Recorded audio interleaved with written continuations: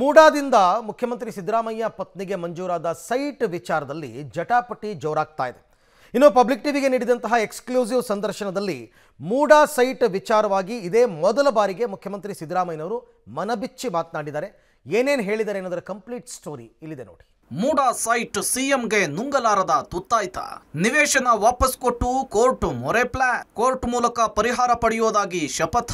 ಮೈಸೂರು ನಗರಾಭಿವೃದ್ಧಿ ಪ್ರಾಧಿಕಾರದಿಂದ ಮಂಜೂರಾದ ನಿವೇಶನದ ವಿಚಾರದಲ್ಲಿ ರಾಜಕೀಯ ಕೆಸರರ ಚಾಟ ನಡೆದಿರುವುದಕ್ಕೆ ಸಿಎಂ ಸಿದ್ದರಾಮಯ್ಯ ಬೇಸರ ವ್ಯಕ್ತಪಡಿಸಿದ್ದಾರೆ. ಇತ್ತ ಹೇಗಾದ್ರೂ ಮಾಡಿ ಸಿಎಂ ತಲೆದಂಡವಾಗಲೇಬೇಕು ಅಂತ ಹೇಳಿ ಪಣತೊಟ್ಟು ಪಾದಯಾತ್ರೆ ನಡೆಸುತ್ತಿರುವ ದೋಸ್ತಿ ನಾಯಕರ ವಿರುದ್ಧ ಸಿಎಂ ನಿಗಿ ಕೆಂಡವಾಗಿದ್ದಾರೆ.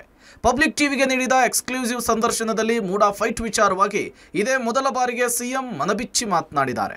ಮೈಸೂರು ನಗರಾಭಿವೃದ್ಧಿ ಪ್ರಾಧಿಕಾರ ಈ ಕ್ಷಣವೇ ಬೇಕಾದರೆ ತಮಗೆ ಕೊಟ್ಟಿರುವ ನಿವೇಶನವನ್ನು ವಾಪಸ್ ಪಡೀಲಿ, ನಾನು ನ್ಯಾಯಾಲಯದ ಮೂಲಕ ನಮಗೆ ಬರಬೇಕಾದ ಪರಿಹಾರವನ್ನು ಪಡಿತೇನೆ ಅಂತ ಹೇಳಿ ಸ್ಪಷ್ಟವಾಗಿ ಹೇಳಿದ್ದಾರೆ. ಸಿದ್ದರಾಮಯ್ಯನವರಿಗೆ ಸೈಟು ಜಮೀನುಗಳ ಮೇಲೆ ಆಸಕ್ತಿ ಇದೆಯೋ?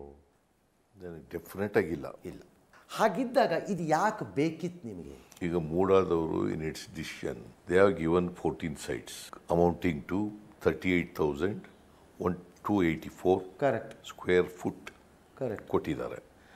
ಮತ್ತು ನಾವು ಇಂಥ ಏರಿಯಾದಲ್ಲಿ ಕೊಡಿ ಅಂತ ಕೇಳಿಲ್ಲ. ಕೊಟ್ಟಿದ್ದೀವಿ, ಸೈಟ್ ಕೊಟ್ಟಿದ್ದೀವಿ, ವಾಪಸ್ ತಗೋತೀವಿ ಅಂತ ತಗೊಳ್ಳಿ. ಹಾಂ, ಅವ್ರ ಧೈರ್ಯ ಇದ್ರೆ ತಗೊಳ್ಳಿ. ಕಾನೂನು ಪ್ರಕಾರ ನಾವು ಕೊಟ್ಟಿಲ್ಲ ಅಂದ್ರೆ ತಗೊಳ್ಳಿ. ಮೂಡಾ ವಿವಾದದಿಂದ ಸಿಎಂ ಪತ್ನಿಗೂ ಬೇಸರ. ಸಿಎಂ ನಿರ್ಧಾರಕ್ಕೆ ಅಸ್ತು ಎಂದಿರುವ ಶ್ರೀಮತಿ. ಇನ್ನು ನಿವೇಶನಗಳ ವಿಚಾರದಲ್ಲಿ ಉಂಟಾಗಿರುವ ವಿವಾದದಿಂದ ಸಿಎಂ ಪತ್ನಿಗೂ ಬೇಸರವಾಗಿದೆ ಅಂತ ಹೇಳಿ ಖುದ್ದು ಸಿದ್ದರಾಮಯ್ಯನವರೇ ಹೇಳಿದ್ದಾರೆ.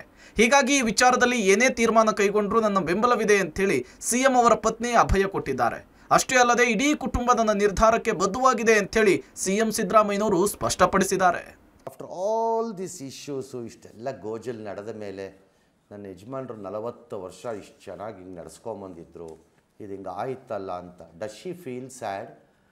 ಶಿ ಈಸ್ ಫೀಲಿಂಗ್ ಬಿಕಾಸ್ ನಾವು we have not heard her comment. ಯಾವತ್ತು ಕೊಟ್ಟು she is feeling bad on this issue. ಅವ್ರದ್ದೇನು ಅಡ್ವೈಸು ಮಾನ್ಯ ಮುಖ್ಯಮಂತ್ರಿಗಳಿಗೆ? ನೀವು ಏನೇ ತೀರ್ಮಾನ ಮಾಡಿದ್ರು ಕೂಡ ನಿಮ್ಮ ಜೊತೆ ಇರ್ತೀನಿ. What ever decision I take, she will be with me, my family will be with me.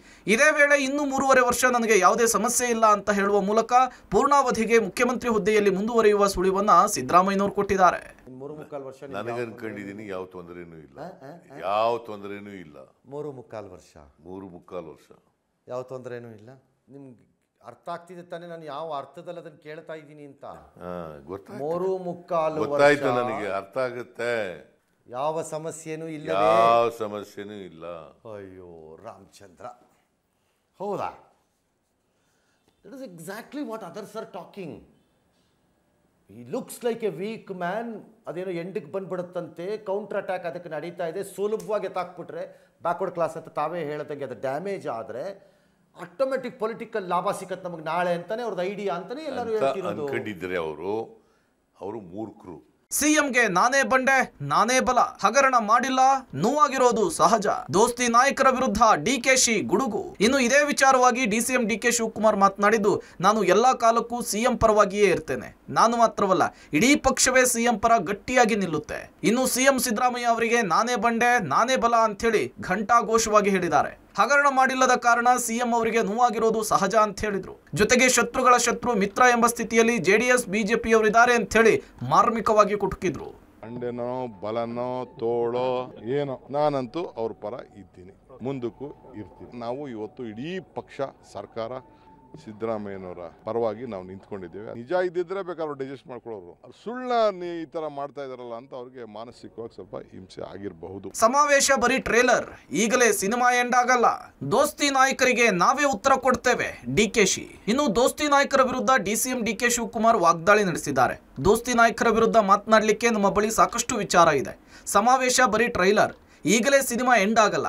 BJP JDS ನಾಯಕರಿಗೆ ನಾವೇ ಸರಿಯಾಗಿ ಉತ್ತರ ಕೊಡ್ತೇವೆ ಅಂತ ಹೇಳಿ ಡಿಸಿಎಂ ಗುಟುರು ಹಾಕಿದ್ದಾರೆ. ಪಾರ್ಟಿ ಅವ್ರ ರಕ್ಷಣೆಗೆ ಏನು ಬೇಕಲ್ಲ, ಅವ್ರ ಕುಟುಂಬದ ರಕ್ಷಣೆಗೆ ಅವ್ರು ಒಲೇಬೇಕಲ್ಲ.